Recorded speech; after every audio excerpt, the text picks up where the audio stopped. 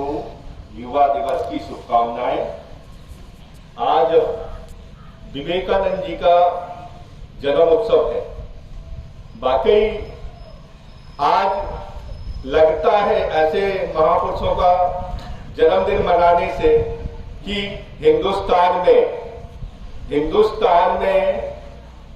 हिंदुस्तान की मातृभूमि को जैसे सपूतों की जरूरत है, उनमें हमारे विवेकानंद जी का नाम आता है। नरेंद्र दत्त, प्रारंभिक नाम नरेंद्र दत्त, उसके बाद स्वामी विवेकानंद जी। आपको किसी को पढ़ना है, किसी को जानना है, तो आप विवेकानंद जी को पढ़िए, विवेकानंद साहित्य पढ़िए। वाकई लगता है कि इस महापुरुष ने कैसे जीवन जिया, और जीवन लंबा होना जरूरी नहीं है, बहुमूल्य और कीमती होना जरूरी है।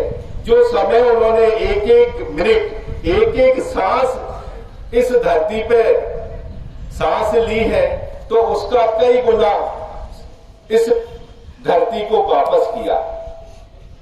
मैं पुनः निवेदन करूंगा मेरे दोस्तों, साथियों, बच्चों से कि आपको जानना है, किसी हीरो को जानना है, तो वो हीरो इस देश के, इस शताब्दी के हीरो को जानिए जो विवेकानंद जी है।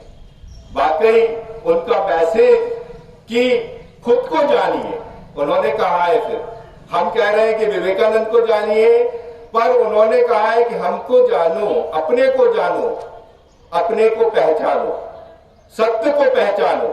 हम लोग बहुत कुछ पढ़ते हैं, हम सब पढ़ने की बात करते हैं, पर उन्होंने कहा है कि अपने को पढ़ो।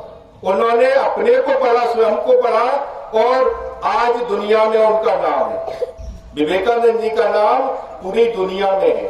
आप कल्पना करिए कि जब देश परतंत्र था, आजादी नहीं थी, जाने आने की पाबंदी थी, उस समय उन्होंने पूरा वेदांत और हिंदू धर्म का प्रचार करने के लिए आपके देश से बाहर 7 समुद्र पार जाके आपके देश का प्रतिनिधित्व किया, और प्रतिनिधित्व के साथ साथ पूरी दुनिया को हिंदू और हिंदुस्तान के बारे में प्रचार और जागरण और अपने धर्म को प्रचारित किया।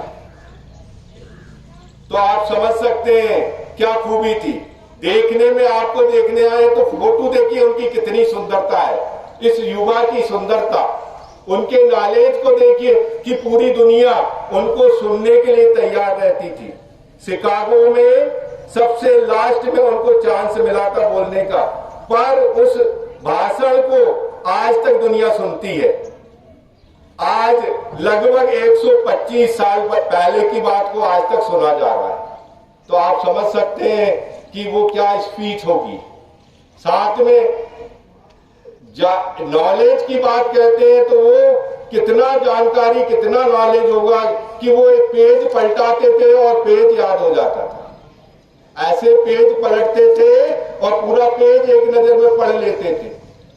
ये ऐसे ही बात नहीं है, उनसे पूछा भी गया। फिर उनके लाइब्रेरी में जब वो बुक्स लेने जाते थे और दूसरे दिन काफी मोटी मोटी किताबों को जब वापस कर देते थे, तो लैब असिस्टेंट ने उसके लाइब्रेरी के जो अटेंड करने वाले थे, उन्होंने पूछा कि स्वामी जी ऐसा क्या करते हो कि एक दिन में पुस्तक लेते हो और दूसरे दिन वापस करते हो, क्यों परेशान करते हो? तो उन्होंने कहा था कि इसके किसी भी पेज पर नंबर लिखिए, उस पेज के बारे में मेरे से जानकारी लीजिए, मैं आपको बताता हूं। तो आप समझ सकते हैं कि उनकी याददाश्त कितनी मजबूत थी।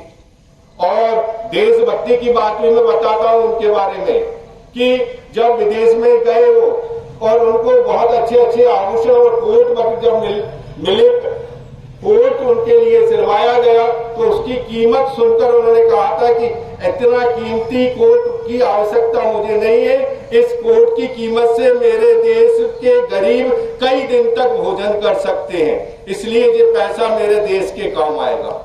तो आप उनकी देशभक्ति समझ सकते हैं कि उनके मन में कितना देश के प्रति लगाव था। और तीसरी बात, उन्होंने हमको मैसेज दिया है कि मुक्त रहिए, स्वतंत्र रहिए, मुक्त और स्वतंत्र रहिए। देश की आजादी के साथ साथ उन्होंने कहा था कि आप अपने को समझिए, आपका विचार स्वतंत्र होना चाहिए, आपके मस्तिष्क पर आपका राज होना चाहिए, आप दूसरे के विचारों से प्रभावित ना हो, अपना स्वयं का विचार हमेशा बनाए रखिए। तो ये बात आप समझ सकते हैं कि आज के युग में कितनी चरितार्थ होती है कि मोबाइल के युग में हम छोटी छोटी बातों से भ्रमित हो जाते हैं, छोटी छोटी न्यूजें हम महत्वपूर्ण मान लेते हैं और समाज में कभी जाति के नाम पर, कभी धर्म के नाम पर, कभी देश के नाम पर हम झगड़ने के लिए तैयार होते हैं। तो इन विचारों को आप समझिए। उन्होंने कहा है कि युवा सबसे भावुक होता है, जोशीला होता है और हमेशा अपने लक्ष्य को प्राप्त करने के लिए आतुर होता है, तो वो भ्रमित ना हो, इसलिए उनका मैसेज था कि आपका विचार अपना होना चाहिए, आप स्वतंत्र सोचें, आपके अच्छे बुरे के बारे में आप जानें। तो ऐसा साहित्य उनका हमारे बीच में है। तो मैं पुनः निवेदन करूंगा कि वो साहित्य हमें पढ़ना चाहिए, उनके विचारों को समझिए। उन्होंने कहा है कि कैसे सांस लेनी है, हमारे अंदर पूरी प्रकृति है, हम प्रकृति के नायक हैं, हम अपने को प्रकृति का नायक समझें। कब समझेंगे? जब आप अपने को जानेंगे। इसलिए सुबह से आप जब प्रातः उठते हैं तो अपने एक्सरसाइज से अपना जीवन प्रारंभ करें और साथ में ऐसे महापुरुषों को अपना हीरो बनाएं जिससे कि हमारा जीवन सफल हो। हम इस देश में जन्म लेने के लिए जिस मातृभूमि में हम पैदा हुए हैं उसकी खुशबू को हम विवेकानंद की तरह चारों तरफ फैला सकें। ठीक है, धन्यवाद।